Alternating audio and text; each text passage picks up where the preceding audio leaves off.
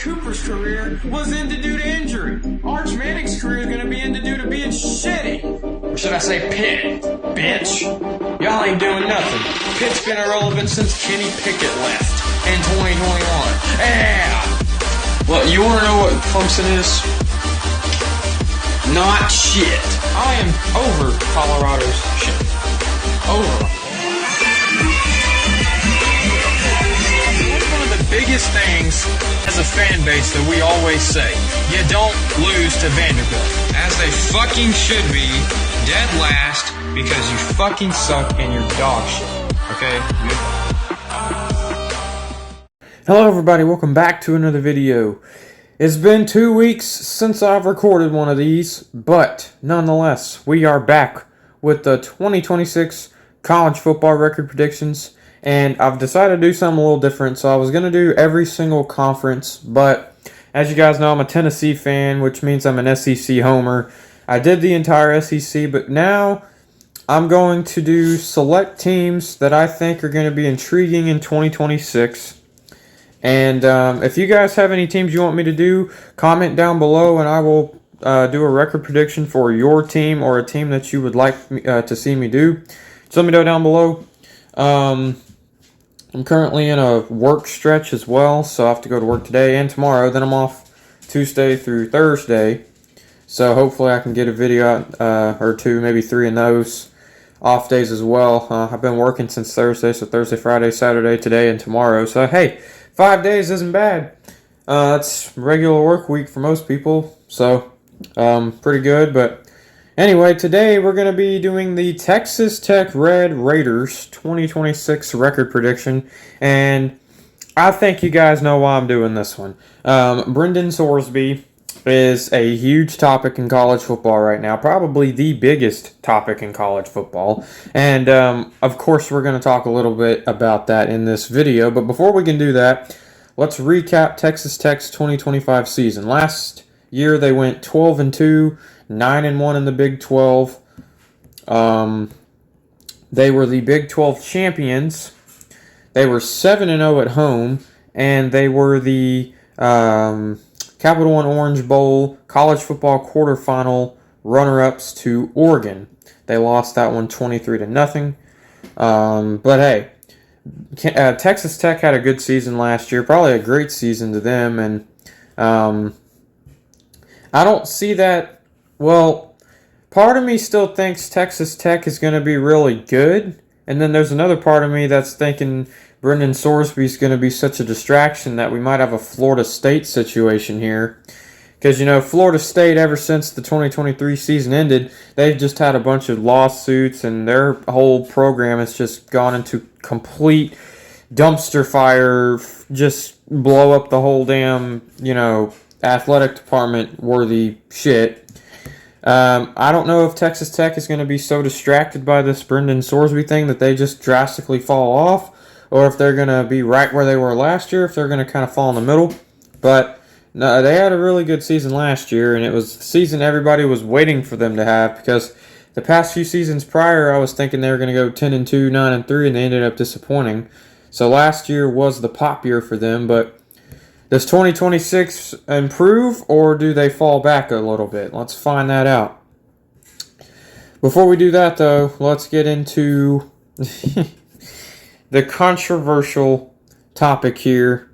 I want to go ahead and talk about it now, then I'll talk about their season last year. Let's go ahead and talk about Brendan Sorsby, get out of the way, because I know you guys are ready to hear about this shit. So, let me get it real quick.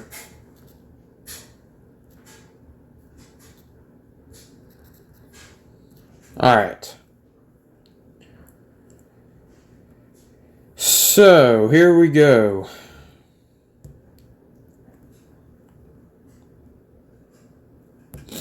This is the recap for the Brendan Sorsby situation. Texas Tech quarterback Brendan Sorsby is at the center of major college football sports scandal after being diagnosed with a gambling addiction and admitting to placing at least over $90,000 on sports. His betting included over 40 wagers on his own team, Indiana, while on their roster and using proxy accounts to bypass age and location restrictions. Here's a breakdown of the story. The wagers.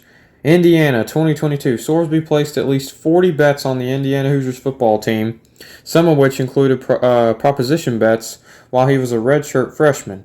He did not play in most of these games and never bet against his team.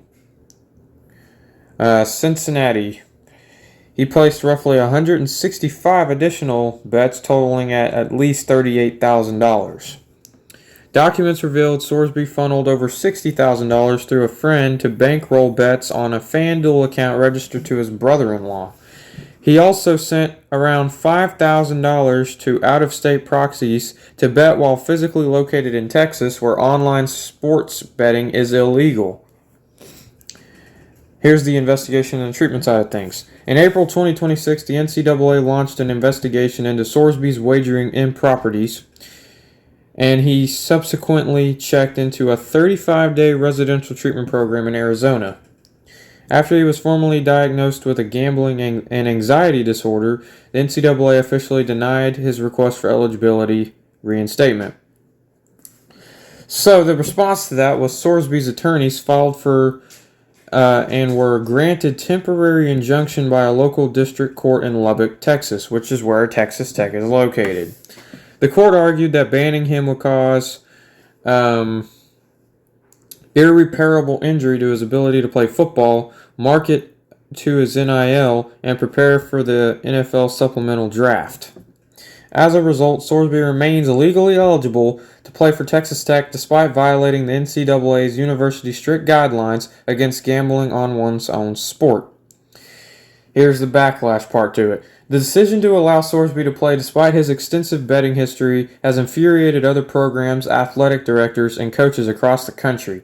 The NCAA has publicly condemned this injunction, warning that it severely undermines the integrity of college athletics by rewarding athletes who rush to the court when caught breaking gambling rules. For a closer look at the controversy, they put a website. So,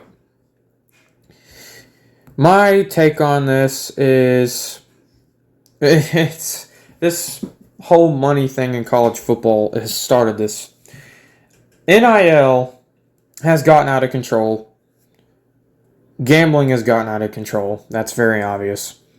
I'm a full believer that college athletes should be paid. The problem I have is they don't need millions of dollars. They're not NFL players. They're college kids.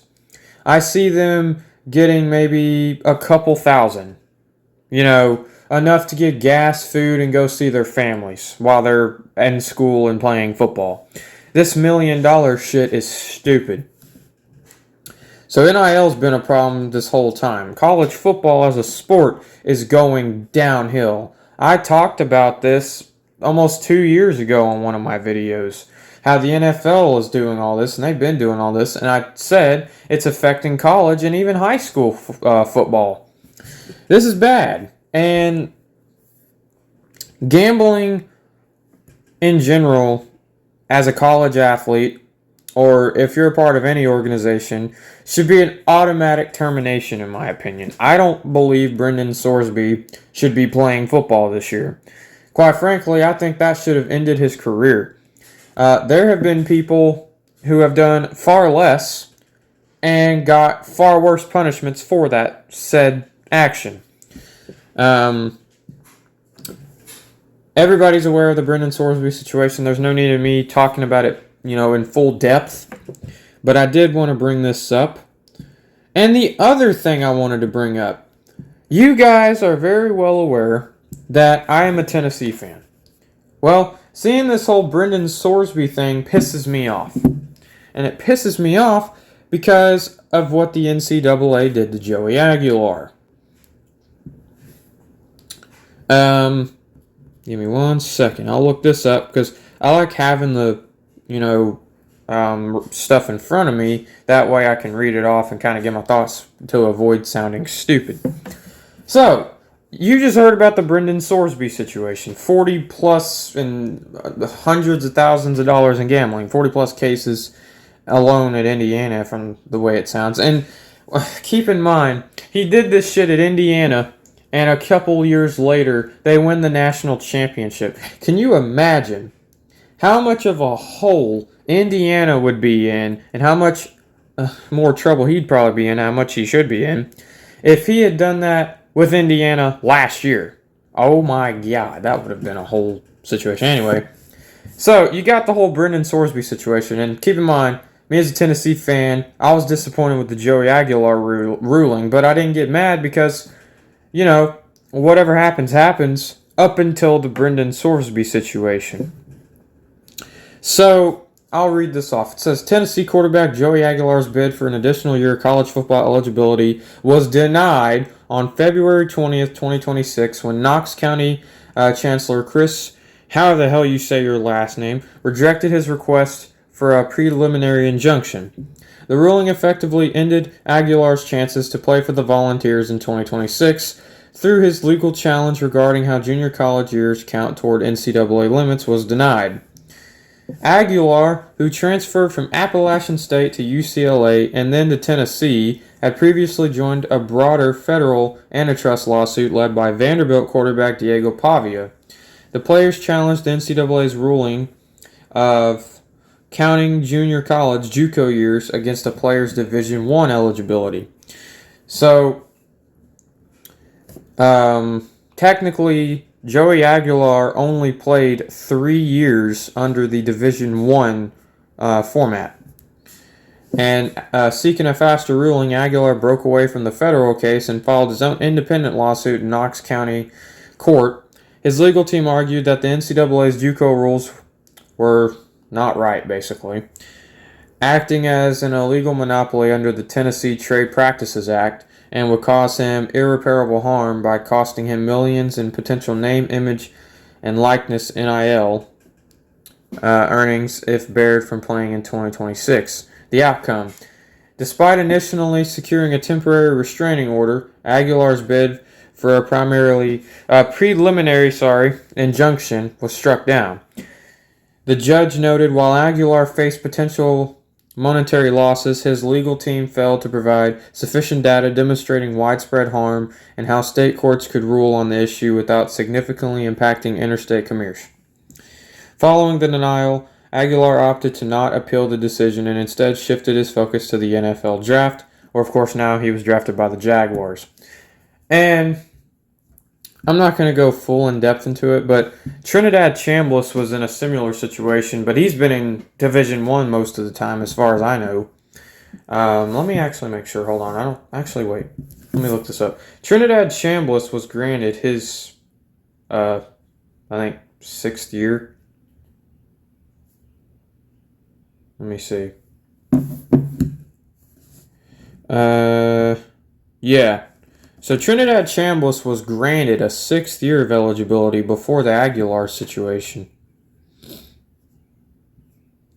I'm not going to go full into the Trinidad Chambliss thing. You guys can look that up, but it's just very annoying that Trinidad Chambliss gets granted his stuff, which he didn't do anything wrong, technically. Then you got Brendan Sorsby, basically a borderline fucking criminal.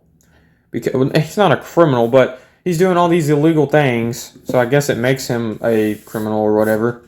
I don't really know, because I'm just a kid, basically, compared to this stuff. But you got the whole Sorsby situation, the Chambliss situation. They both get approved for more eligibility, and then Joey Aguilar, probably with the best argument, gets denied. I just think that's fucking stupid. Anyway, so let's recap Texas Tech's season last year. They started off with a win against Arkansas Pine Bluff 67-7. Then they beat Kent State 62-14, beat Oregon State 45-14, and beat Utah on the road 34-10. And I think that's the game that woke everybody up. Before they went to a bye week 4-0. Then they beat Houston on the road 35-11, beat Kansas 42-17. I mean, by that point, they were 6-0 and blew everybody out. Then they had a trap game at Arizona State. They lost that 26-22 before rebounding very quickly by beating Oklahoma State 42-0, beating Kansas State on the road 43-20, beating BYU at home 29-7, a very good BYU team that barely missed the playoffs. Beating UCF 48-9, and then coming off a bye week and beating West Virginia on the road 49-0. Then they had a rematch against BYU in the Big 12 Championship, which they won that 34-7. Before that game, they lost to Oregon in the playoffs 23-0. So Texas Tech was really dominant last season, and I hate that the Texas Tech fans and the Texas Tech program has to go through this, but I'm not going to sit here and defend any of them because, well, the fans, I can, but we don't really know the whole story behind the cases. So there's no telling what happened. I don't really like having an issue with Texas Tech. I don't really see why, but this whole Brendan Sorsby thing is going to probably make Texas Tech one of the most hated teams in college football this year, which sucks. But anyway, that leads me to the 2026 record prediction for Texas Tech with Brendan Sorsby as of right now. So, you want me to say 0-12 and just end the shit? No, I'm just kidding. I'm not going to do that. Anyway, they start their season with Abilene Christian. I think they're going to cruise by Abilene Christian, and that gives them a 1-0 start. Then they play at Oregon State. Oregon State hadn't really been that good in a few seasons, and I don't see that changing. They're one of the bottom tier teams, and I guess they're technically Power 4. They might be Group of 5. Either way, Oregon State is not to the levels of Texas Tech right now, so I think they start 2-0. And you can also go ahead and give them that win against Sam Houston, so that gives them a third win. The Houston game, on the other hand, that's a Friday night game at home. They beat Houston on the road in convincing fashion last year. This year it's at Lubbock, under the lights on a Friday. Typically, the home team has the advantage here, this being a tough road spot for Houston. So I think I'm going to give Texas Tech the edge just because it's at home on a Friday night. Those are always tough games. So Texas Tech gets off to a 4-0 start before they travel to Boulder to play Colorado. Well, Colorado is a fucking dumpster fire, and as long as they have Deion Sanders as their head coach, they're not winning shit. Oh, we went 9-4 a couple years ago. Yeah, that's because you had a Heisman player that carried your team in Travis Hunter, which he still shouldn't have won the Heisman, and then Shedeur Sanders. Shedeur Sanders isn't even that great. And he ended up at the fucking Browns. So, congratulations. That's what you produced. Without Shedeur and Travis Hunter, you're nothing. And that's not changing. I think Texas Tech goes into Boulder and blows the fucking brakes off of Colorado. So they start 5-0 going into their bye week. Then you play Arizona State. This is a revenge game. I think you win it. Because not only is it at Texas Tech and it's a revenge game, I think Arizona State's going to take a little more of a step back this year. They got that dude, Connor Boley or whatever his name is, from Kentucky. He had one good game against Tennessee, but aside that, he didn't really do good, okay? Trust me, I'm a Tennessee fan. We make all shitty quarterbacks look good. I mean, name any quarterback that's played against Tennessee and look at their stats typically. They're usually amazing. I don't know why, but it always happens that way. I think he's overrated, and I don't think Arizona State's going to be all that good this year. So I think Texas Tech wins that, and they start 6-0. Then you play at Cincinnati. This is an interesting one because this is where Brendan Sorsby played last year, and it's at Cincinnati. I think Cincinnati is going to have a little personal matter to take care of here. That being said, Cincinnati wasn't too bad last year, and if they can try to keep that momentum, yeah, they don't have Sorsby, but honestly, I think they're better off. I don't think they're going to be playoff caliber, but I think I'm going to give the edge to Cincinnati here, and they upset Texas Tech, and they fall to 6-1 on the year. Before they play Arizona on Halloween. Now, this is an interesting one. Arizona wasn't bad last season. Let me look at Arizona last year. That way I kind of get an idea, because I mean, they got Noah Fafita. I think they still do.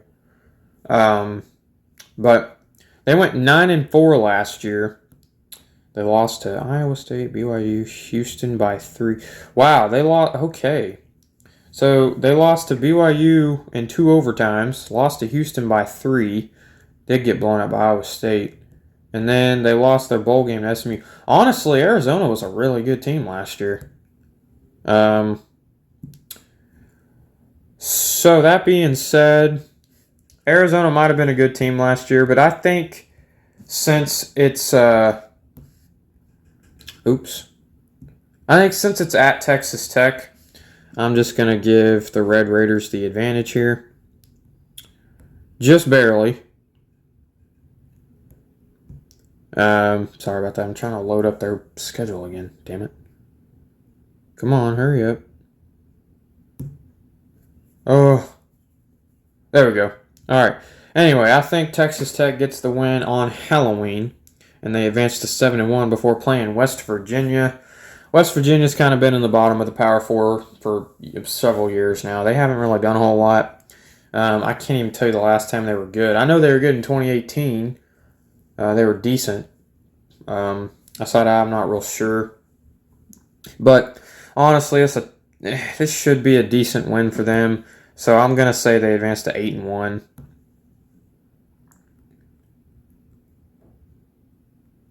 Yeah, just make sure. 8-1. Sorry about that.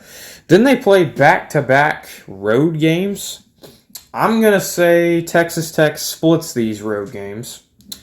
And I'm going to say they lose to Oklahoma State because Oklahoma State has some hype this year. They got Drew Mestemaker and new head coach and all this other stuff. So I get the hype. Drew Mestemaker's not bad. But I think Oklahoma State's going to be more determined to be good this year. And I'm going to say they upset Texas Tech here.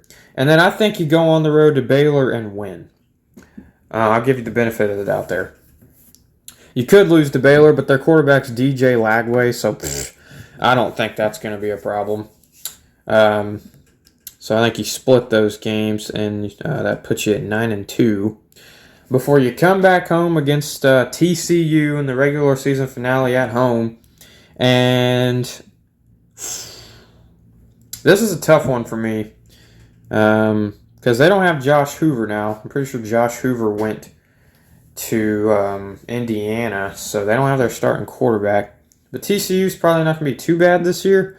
I'm going to give you the home advantage here, though. I'm going to say Texas Tech wins, and they finish the regular season 10-2, and that would have you at 1, 2, let's see, 1-0, 2-0, 3-0, 3-1, 4-1, 5-1, 5-2, 6-2, 7-2 in the Big 12.